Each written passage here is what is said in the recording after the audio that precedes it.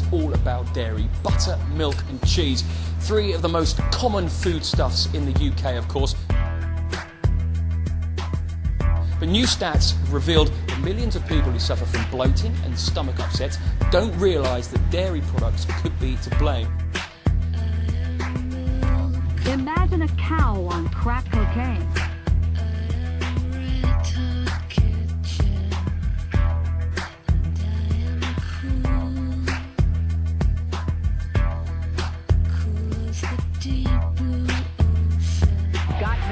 You may wish you didn't after tonight's hard target investigation exposes what's really in some of it.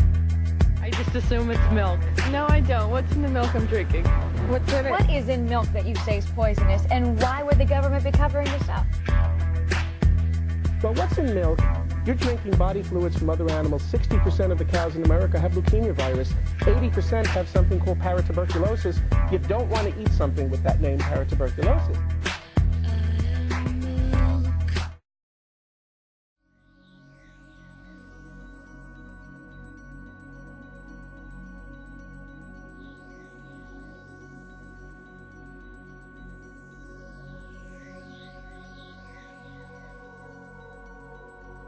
Does the thought of downing a glass of milk or eating a bowl of ice cream make you cringe? It does for millions of Americans who are lactose intolerant. Yeah. I think I'm lactose intolerant, though, because last night I had 4 milkshakes and I felt like crap.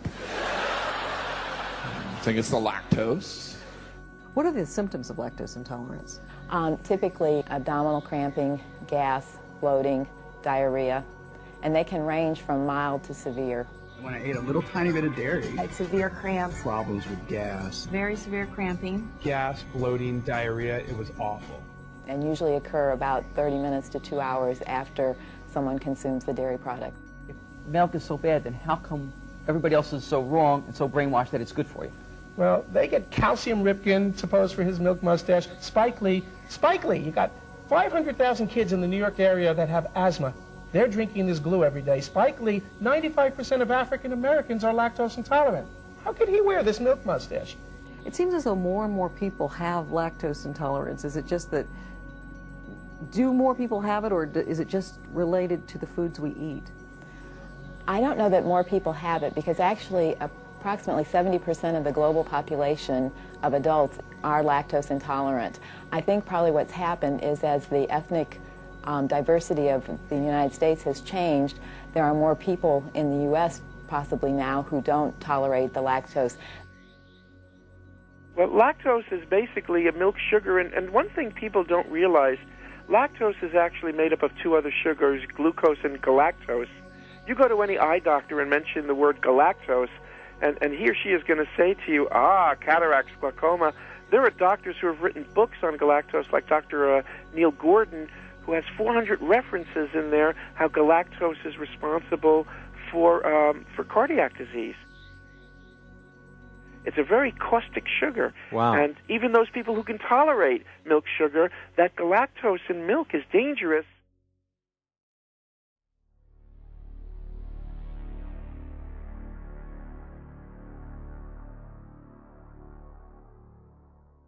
Well, we know we need protein. Protein's good for you, but 80%, 4/5 of the protein in cheese or milk is casein.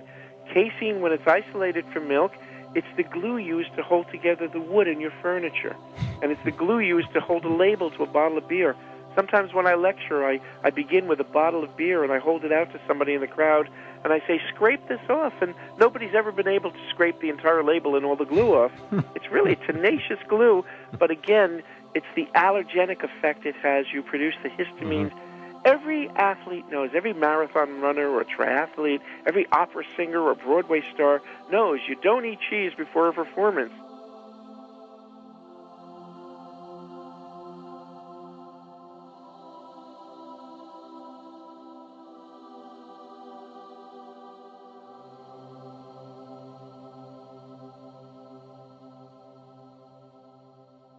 And the protein we were using was, of all things, casein.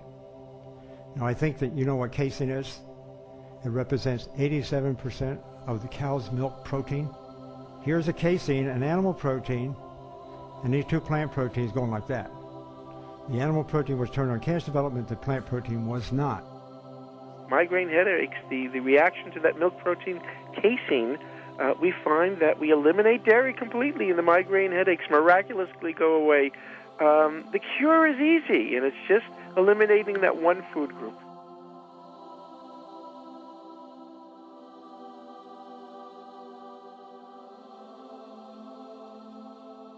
I got an autopsy when Florence Griffith Joyner died, and they thought it was steroids that killed her, so they really didn't look at the actual culprit. In her stomach, we have 250 cubic centimeters, the size of a brick of undigested mozzarella cheese. The size of a brick? So we're drinking glue. You're drinking glue, and you create so much mucus. This much casein, this much mucus.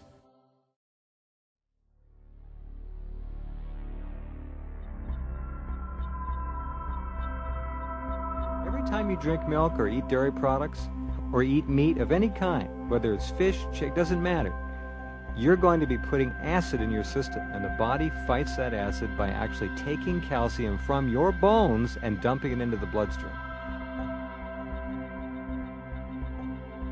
You know, when you look at the premier journal in America, Science, in 1986, volume 233, Science wrote, quote, osteoporosis is caused by a number of things, the most important being too much dietary protein.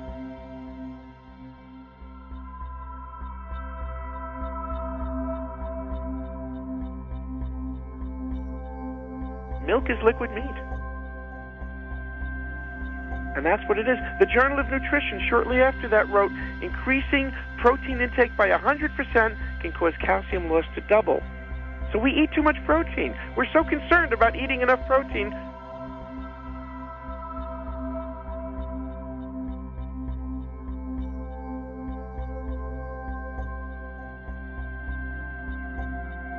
Go to any hospital in America and ask the question, how many people occupy a bed here because they don't eat enough protein?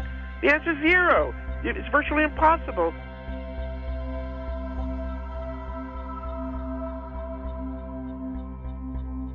The expert on calcium, Robert Haney, who works for the dairy industry, has written that dietary calcium plays little or no role in preventing bone loss.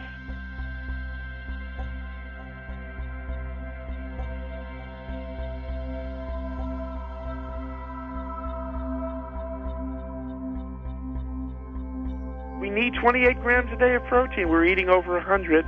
That's causing that acid condition. That's causing the bone loss and the heart disease.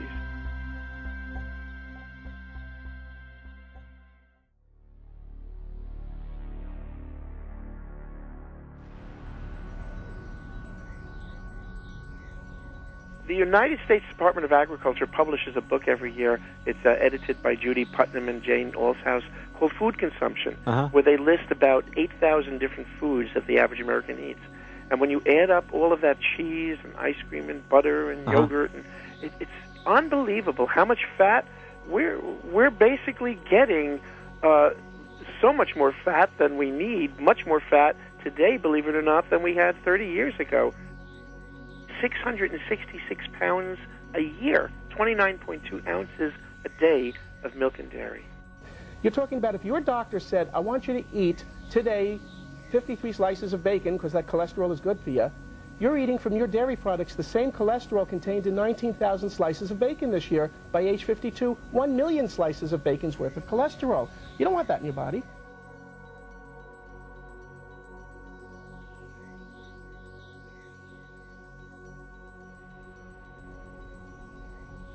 We wonder why we have an obesity epidemic. Do you know that a pint of milk, homogenized milk, can contain 1 trillion tiny fat molecules? Homogenization actually micronizes, makes them much smaller. Do you know about xanthine oxidase? There is some serious scientific data that suggests that that enzyme is responsible for scuffing up the inside of the arterial walls. Normally, in the body's digestive processes, that enzyme in milk is destroyed in the stomach. But when milk is homogenized, the fat globules are chopped up into such tiny pieces, they actually coat that enzyme and allow it free passage past the stomach into the digestive tract and then into the bloodstream. Once that hits the bloodstream, the fat globules break away, and that xanthine oxidase enzyme is free to run around, and the body has apparently a terrible adversity to it. It reacts to it. It's allergic to it. And that enzyme does, in fact, invade the inside of the arterial walls. What does the body do to respond to that damage? It starts to build up plaque.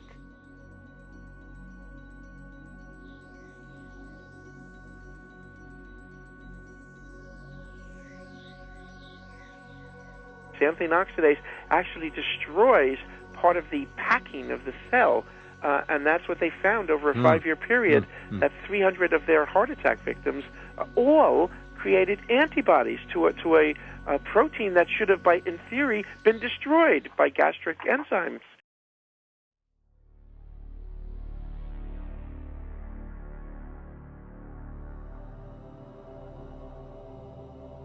Mentioned bovine growth hormone.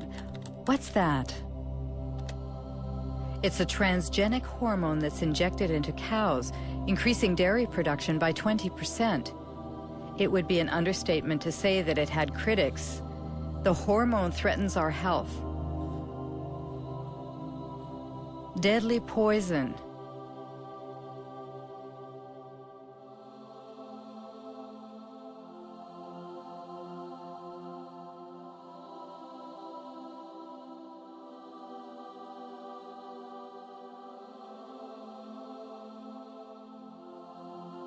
And these are hormones that are completely interactive and compatible with human beings in almost every case.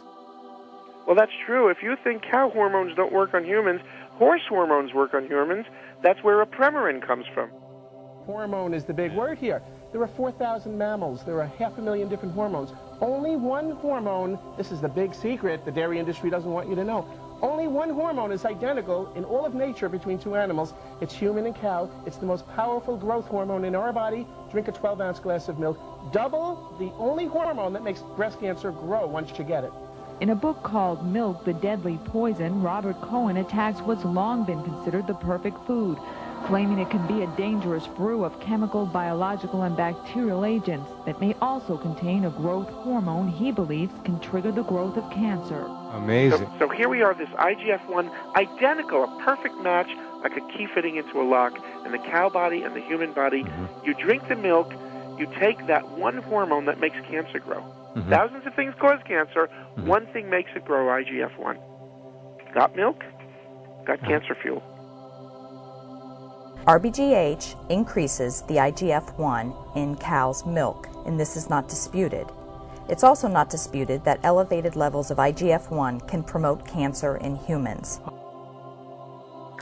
There have been a series of studies, somewhere in the region of 60, relating increased levels of IGF-1 and breast, colon, and prostate cancers.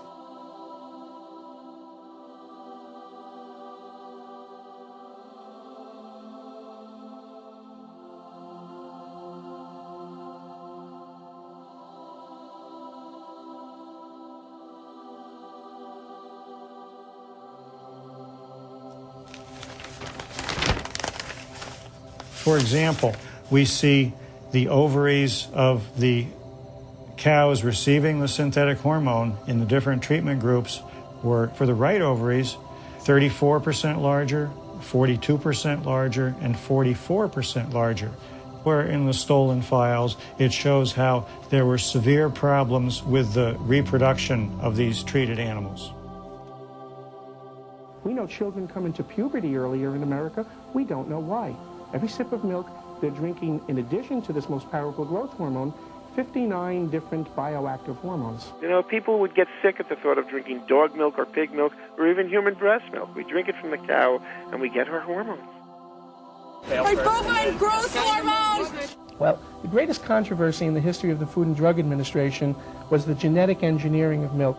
Cow hormone drug was simply the first major application of biotechnology to food production. We allow BGH to go on. I'm sure that we are taking excessive risk with society.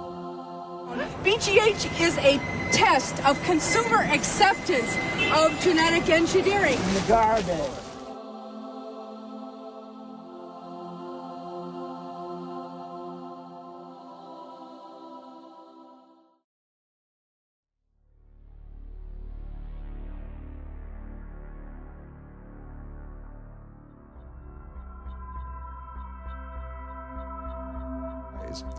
First of all, as there's a high incidence of mastitis in the cows, there'll be pus in the milk. I'm here with Gary Uroskin. Gary, you gave an incredible talk in front of a large group of people here, and there was a lot of stuff, a lot of information you gave out, but there was one thing that just got me like, oh, nasty inside. You were telling everybody there's pus in milk? I can't believe that. The pus in cow milk, yes. Everybody should know that cow milk is loaded with pus. In the Dairy Hordsman about 7 months ago, they actually did a study on the pus content in cow milk. And I'm sure everybody is sitting on the edge of their seats, want to know which state won the pus battle. We want to know. Great state of Florida, 19.4% pus in cow milk coming out of Florida. 19.4%.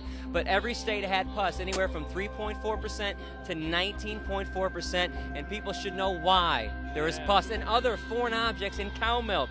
When they hook the machines up to the udders, it usually shocks the animal, causing mastitis. Infections will form. So when they're sucking the milk out, guess what else gets sucked out right with it? Pus, mucus, scabs, sores, infections. The average liter of milk, the average quart of milk sold in America last year contained 319 million pus cells. That's what milk is. It's dead white blood cells. It's pus.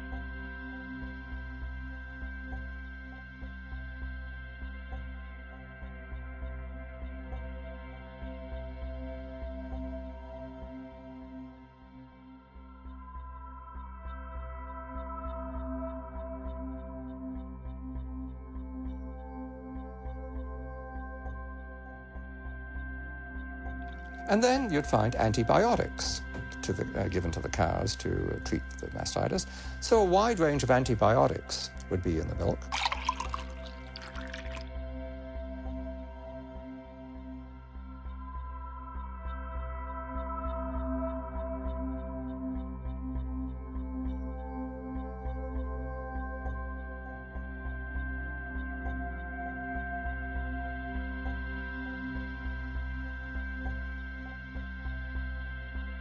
We've got 40 million Americans, 30 million of them women with irritable bowels, with constant diarrhea, and often it progresses to Crohn's disease. In 1996, September of 96, the proceedings for the National Academy of Sciences found that 100% of people with Crohn's disease test positive for a bacteria that we get directly from the cow. Half the herds in America are infected with this bacteria called Mycobacterium paratuberculosis.